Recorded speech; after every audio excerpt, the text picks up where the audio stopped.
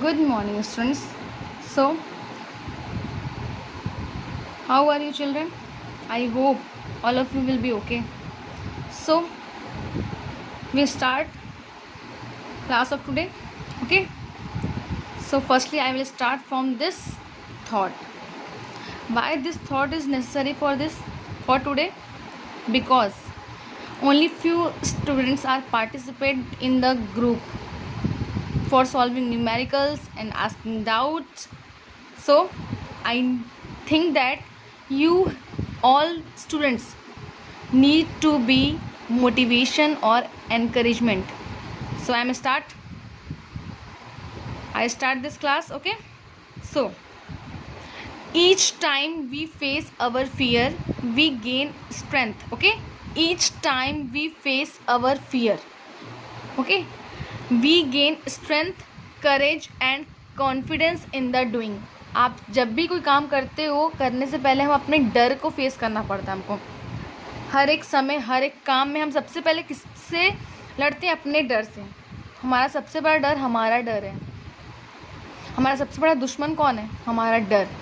ठीक है, अगर हम उस डर पे जीत पाते हैं तो उसको जीतने, अपने डर से आगे निकलने के लिए आपको क्या चाहिए? स्ट्रेंथ। सपोज मैंने एक क्वेश्चन पूछा, सिर्फ 5-6 बच्चे डाउट क्लियर कर रहे हैं, पार्टिसिपेट कर रहे हैं, ma'am how can it be, I don't have any doubt. At least उन्होंने ऐसा मैसेज तो करते हैं, बट कुछ बच्चे पार्टिसिपेट ही नहीं करते हैं, कुछ बोलते ही नहीं हैं। So it means you are facing your fear. Okay student, but from today you have to start facing your fear and you will gain your strength. आप एक बार बोलना स्टार्ट करोगे तो आपको क्या मिल जाएगा? पावर। आप सोचोगे नहीं मैं तो कर सकता हूँ, मैं तो बोल सकता हूँ, मेरे से क्वेश्चन बन रहे हैं, मेरे से इक्वेशन सॉल्व हो रहा है। ठीक है, it means through which you can gain strength, okay, and courage. आप खुद को करेज करते हो। ठीक है, and your confidence power is also increase. So each time we face, we मतलब मैं भी, हम सब डरते हैं। Each time we face our fear we gain strength, courage, confidence in the doing. हम जो भी काम करते हैं उसको कॉन्फिडेंस से करोगे तो आप खुद को सेल्फ करेज कर रहे हो। आप देख पा रहे हो कि हाँ मेरे में ये स्ट्रेंथ है। आप खुद के स्ट्रेंथ पावर को पहचानते हो, एक आप नया स्ट्रेंथ गेन करते हो। जैसी छोटी छोटी खुशी मिलती है तो हम क्या करते हैं? सेल्फ कॉन्फिडेंस हमारा इंक्रीज़ होता है, तो हमारा डर कैसा होता है? डिक्रीज़। ओके बेटा, तो कोई भी इस दुनिया में नहीं चाहेगा आपके माता पिता के अलावा कि आप आगे बढ़ो और आपका कॉन्फिडेंस लेवल आगे बढ़े। ठीक है, so respect to your parents and from today you have to face your fear. मैं एक्सपेक्ट कर सकती हूँ आज सब बच्चे पार्टिसिपेट करेंगे। ओके बेटा, and one line is important, only practice makes you perfect. आप जब तक प्रैक्टिस नहीं करोगे आप परफेक्ट नहीं बन सकते। ओके बेटा, आप खुद देखो, जब हम लोग ऑनलाइन टीचिंग करना स्टार्ट किए थे, फर्स्ट डे मैं भी डर से पढ़ा रही थी, मैं कैसा वीडियो बनाऊंगी, शायद अभी मेरा फियर दिख रहा हो। धीरे धीरे मैं भी इम्प्रूव करूँगी। ओके, क्योंकि ऑनलाइन में मैं सेटिस्फाइड नहीं हूँ ऑनलाइन टीचिंग से, क्योंकि मुझे लगता है बच्चों के डाउट क्लियर नहीं हो रहे हैं। अब मुझे 100% देना है तो मुझे 100% इनपुट दे रहे हैं, 100% आउटपुट मिलना चाहिए, बट ऐसा हो नहीं रहा है। अगर हम 100% दे रहे हैं तो वहाँ से 100% बच्चों से नहीं मिल रहा है।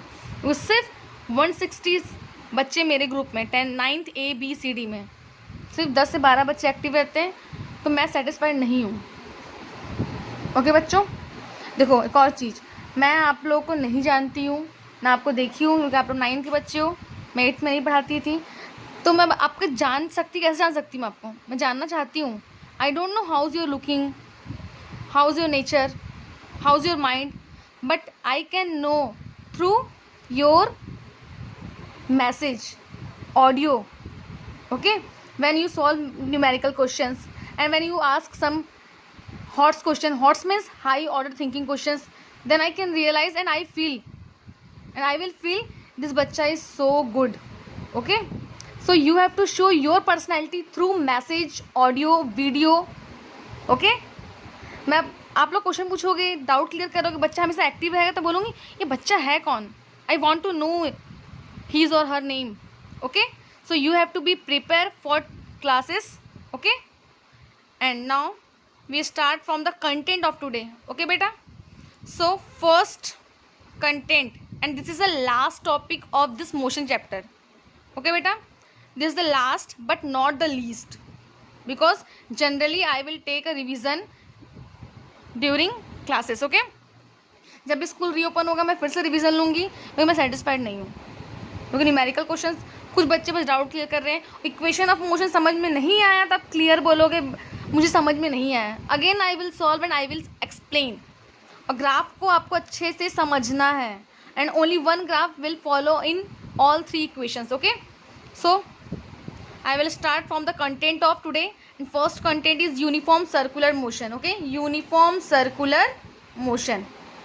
And second, आपको circular नाम समझ में आ गया होगा. When object is moving on a circular path, that is called circular motion. But here one point is extra, that is uniform circular motion.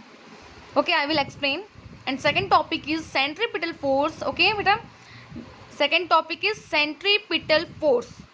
Okay, तो सर्कुलर मोशन में कोई भी ऑब्जेक्ट सेंटर की तरफ वर्क कर रहा है, it means there one force is applicable, that is centripetal force.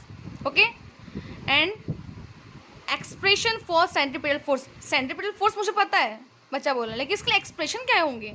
Physics में थ्योरी भी होगी और मैथमेटिकल एक्सप्रेशन भी होगा, and this is a numericals based on equation of motion. जो आप इक्वेशन ऑफ मोशन पढ़े हो 3 ठो उस पर बेस्ड ही न्यूमेरिकल्स होंगे.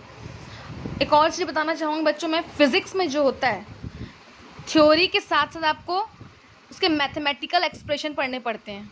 ओके, जैसे आपको कुछ, आप मैकेनिकल ब्रांच में वो इंजीनियरिंग कर रहे हैं तो थ्योरी पढ़ता है, प्रैक्टिकल भी करता है. ठीक है, अब आते हैं फिज़िक्स में आपको थ्योरी पढ़ना, प्रैक्टिकल भी करना है. ठीक है बेटा, प्रैक्टिकल से जनरली CBSE बोर्ड एग्ज़ाम नहीं लेता है प्रैक्टिकल एग्ज़ाम, पहले होता था. प्रैक्टिकल में अब न्यूमेरिकल्स की बात कर रही हूँ मैं.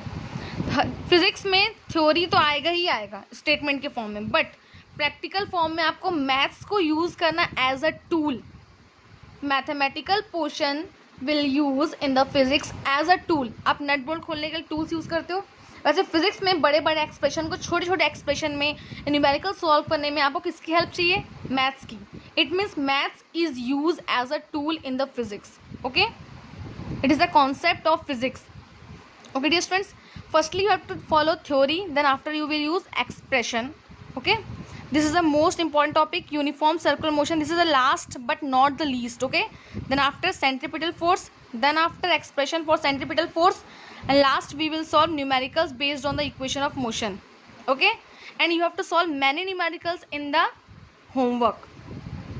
Okay, so we start.